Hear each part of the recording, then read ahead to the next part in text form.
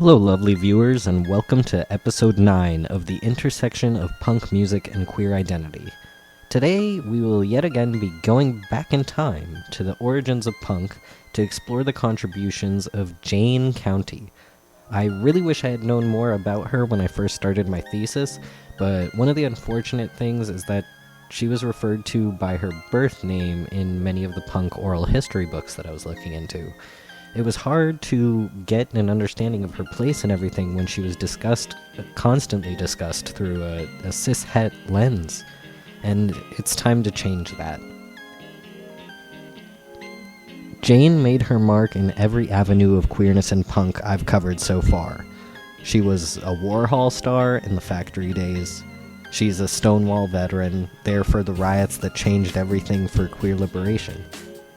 It's said she influenced David Bowie and Lou Reed's glam looks and overall androgyny. In the debate of where punk fashion spawned, Jayne's name comes up on every coast. Was it seeing David Bowie that inspired Malcolm McLaren to change things up with Vivienne Westwood on the King's Road? More likely, it all comes back to Jayne, since she was who she was before Bowie made his mark. I also wanted to highlight Jayne County and the Electric Chairs' track Man Enough to Be a Woman, which was released in 1978. It opens with the line, "I've got a transsexual feeling," which leaves no room for doubt about what she was about to discuss. Another set of lyrics that caught my attention start XY, XXY, a reference to sex chromosomes, with XY and XX commonly being used to enforce the idea of binary sex, secondary sex characteristics, and gender.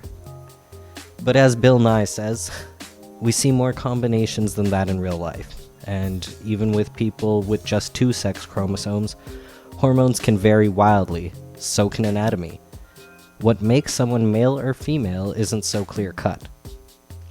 And Jayne made that point in 1978. The lines continue. "A gender identity, I've got the power to be it. The voice in my head will not be dead." As discussed before with the trans community, society doesn't really like it when there's a mismatch between your legs and between your ears. But historically, the trans community has put up a middle finger to that sentiment and just done what makes them feel authentic and happy. Jayne is no exception. She was publicly out as a woman for the first time in 1979 in Berlin, and she is referred to as rock's first openly transgender singer. Personally, I just found it really cool to learn about her and how she was involved in so many of those circles that are key to both queer identity and punk rock. She's still active in the music scene today. She performs as Jayne County and the Electric Queers, likely an evolution from the former Electric Chairs. Apparently, she also takes care of abandoned cats in her home in Georgia, and you can support her mission. I've linked some of her songs and other efforts in the description of this video. I hope you enjoyed today's episode. As always, leave your thoughts in the comments. Till next time.